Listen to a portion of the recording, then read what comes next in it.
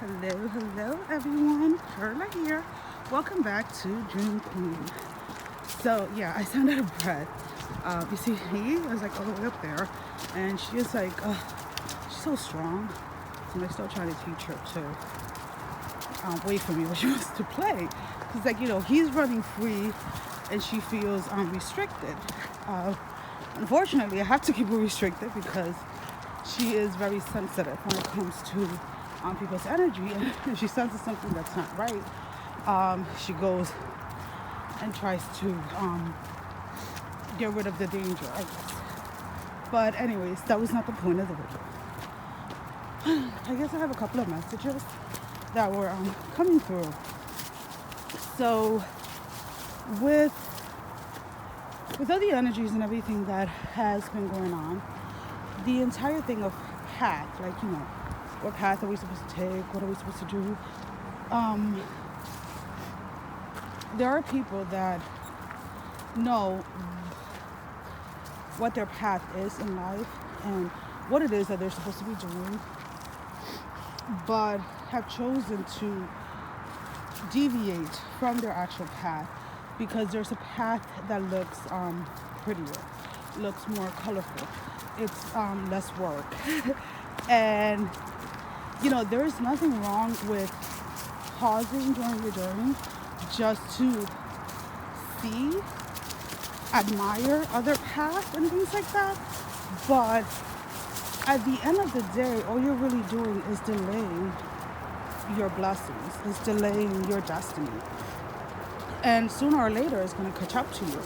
So today I decided that we're going to go down the path straight. Normally, we would go, different paths to explore and things like that. We've been coming to this forest with my older one for a little bit over a year, and she has been coming since I got her. And we really like it here. It's nice, peaceful, quiet, especially during the week. And I'm like looking, and I'm like, my path looks, there's still some color and stuff, but there is definitely, like, you can see the road, you can see the dryness, you can see the puddle of water. And I guess when we get further down, you'll see different paths where there's more leaves and like the road is covered.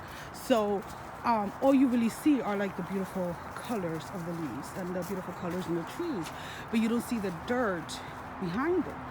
And sometimes when we know what is underneath, and we know that it's going to take work and it's going to take a lot from us to achieve what we have to achieve, we sometimes want to give ourselves the illusion that maybe I should just go down this path because it's different. It's I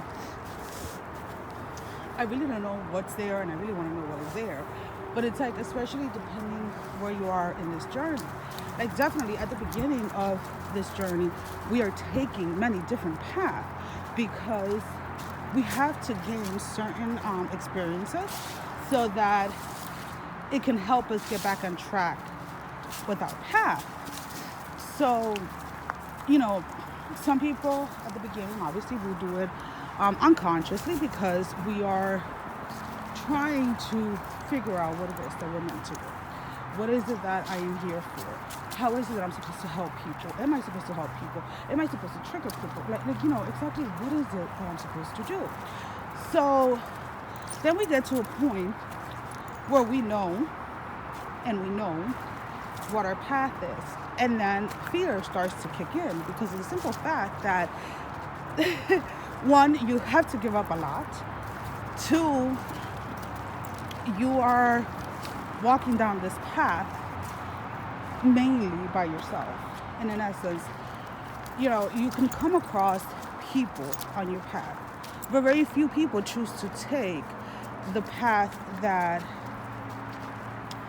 has been laid out for them, the path that they are meant to walk.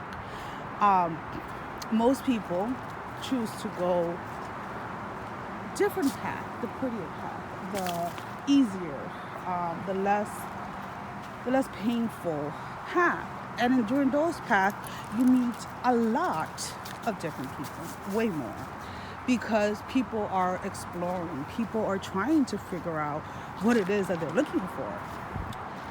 So for those of you that are no longer looking and know, but are still questioning, just because of the simple fact that you know that it's going to be hard, I guess this is your clarity that you've been asking for. You know what your path is. You know that it is going to be challenging.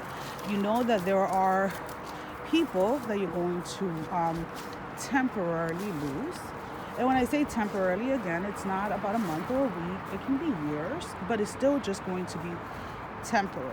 Why? Because those people are either A, starting their journey at the moment, B, know their path, but choose that at the moment they do not want to invest in it.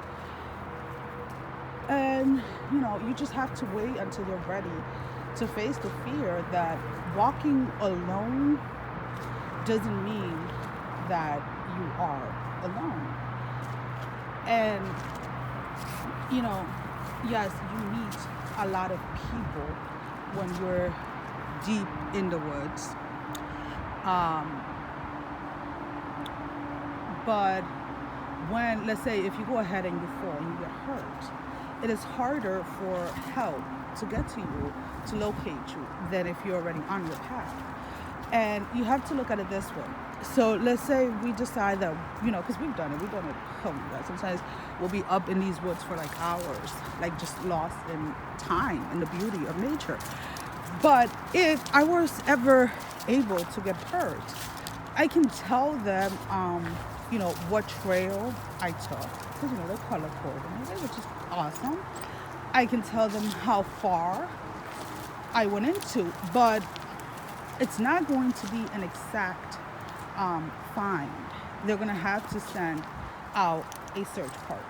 So instead of having one person coming directly, the ambulance or whatever, depending how hurt you are, coming directly to you, now you have 10 or 15 people looking for you. Now, I've chosen today to just go down my trail, which goes side by side with the train. So if I were to trip and fall and get hurt, I can call and give them an exact position as to where I am. Yes, on this side, the highway is on the other side. So you have a little bit more distraction. So that's also another reason why people choose to take the other path, because at times there's probably, they actually assume that there's less distraction, but there's actually more. So when you're able to block out certain distractions, it is easier for you to stay on your path.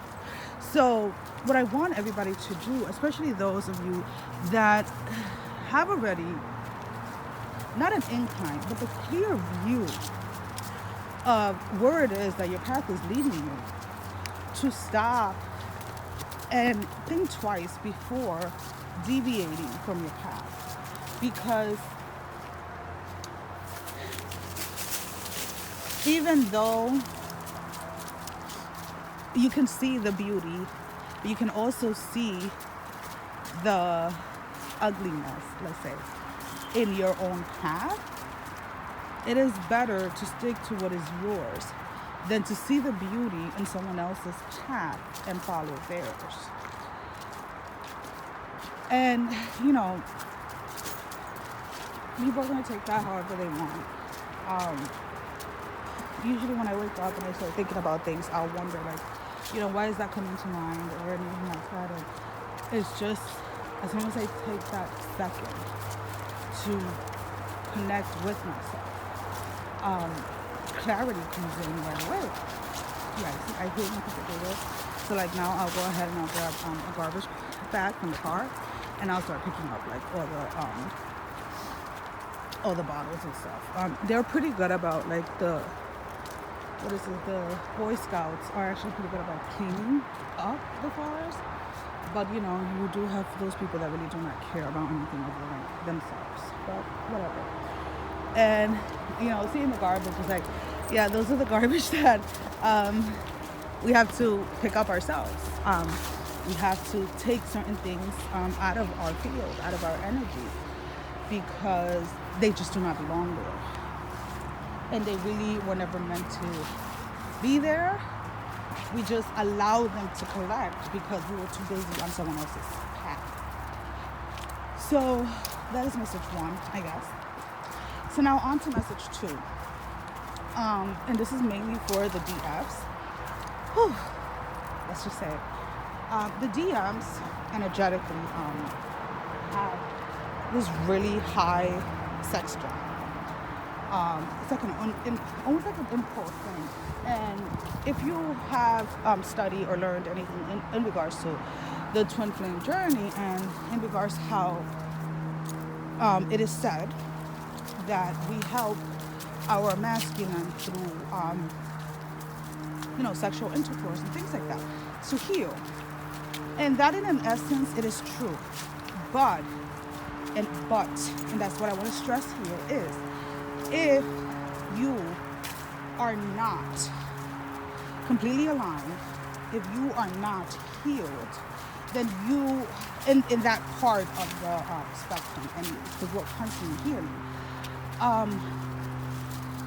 be very mindful if you choose to sleep with your DM at the moment, because what tends to happen is, we of course feel sexually and emotionally the same way that our DM feels for us. So we are doing it out of a place of love and wanting to help them, wanting to help them heal. But in essence, if they're not putting in the work, but they're still continually being pulled to you, what is happening is that their energies, because some of them are in other relationships with other people, the energies that are coming with them are actually strong. Sorry guys, got cut off, had an alarm. So the energies that are coming in with them are actually stronger than yours, because you're not completely aligned or completely understanding what is going on. So when you go ahead and you have sex with your DM, especially like during this particular energy that is coming in, what is going to happen is that you are going to feel that high. You are going to feel that extreme connection and bond. And so are they. But the minute that they leave your sight, like they are away from you, all the energies that they brought with them are going to take a hold, not of just of them, but as well of you yourself, like the DMs. So what's going to happen is all the progress that you have made until this point is going to, in an essence, go to waste, because you were not aware, or, well, now you are aware. You chose to just go with the flesh, basically. Not everyone is at that point. There are some that their energy level, their energy feels like, their vibration is higher, and can, because it won't be a risk. They can actually go ahead and have, sex, whatever, with their DM during this period. And it's actually going to help them heal and help them break some of the bondage. But like I said, that is not for everyone. That is for a very few selective, and you yourself will know where you fit in that category. But especially if your DM has been coming like in and out recently, I would say probably like in the past 6 months or so, and I don't know, communication kind of has been unusual, more than unusual, I would say. Like, things that are coming out of his mouth, or the way that he's acting, for a fact is not him. Then those, I guess, are the DFs that the warning is more for, because those particular DMs still have not overcome those energies that have such a strong hold on them. And again, yes, I am out of breath. I'm trying to power walk, jog a little, and keep up with these dogs. They really don't, I don't think they like it when I'm smoking them out, but they're really used to it. And I believe that is about it for now. And oh no, there was one more announcement. You see, I don't know. I get lost like in nature when I'm here. It's like nothing else matters except for this. And the last message I wanted to say was that I am keeping the special for reaching 500 subscriber until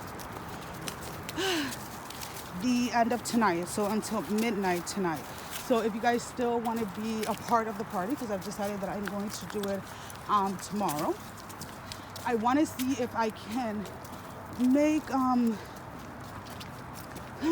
to see a way to share the experience with everyone without revealing like the actual readings. I have a couple of things in mind of how I want to do them, just so that you guys can see kind of like what I talk about when I say like, you know, reading parties or whatever. Because depending on how I can handle the energies from all the readings that I had to do, this is probably going to be one of the biggest party. I've never had a party this big, I believe, in person that I've ever done, but I am extremely excited and I really do feel that I'm ready for it. So I'm getting preparations ready and things like that for tomorrow. So again, if you want to take a part of that, I'm going to be taking donations and things until midnight tonight, and then I'm closing it off for you know, so we can be ready for tomorrow, because I have to I've already started tapping into the energies of the people that decided to participate, and I like to have a certain amount of time to tap into energies before I get started, just because when you have that many energies, it is easy to get confused, especially with everything that is going on in the like the energy field right now at the moment, with all the interference and things like that. So I'm out of breath here. Like I would say ladies, because I feel like most of the DFs feel like they're out of breath. So I'm going to let's see if we can find a nice spot. I think I'm close enough to the car, so just bear with me for a minute or two. Get off the mud, sweetie. I want to find like a rock to sit in and take probably just about a minute to shift our energy and redirect my breath, so that I can actually start. Oh, you want to go down here? Okay. See, I'm going to take a little deviation from my path. But this is not an actual path. This is kind of like a resting area where I'm going to sit and take a couple of seconds. So I found, come on, this way, mama. See, my feminine, her. Say hi, Sheena, hi. And my Buster, hi. She's always chasing him. So I'm trying to get her to be her own dog. Not chasing him. She's getting better. So we're going to sit right here. Thank you, Buster, for finding a seat for mommy.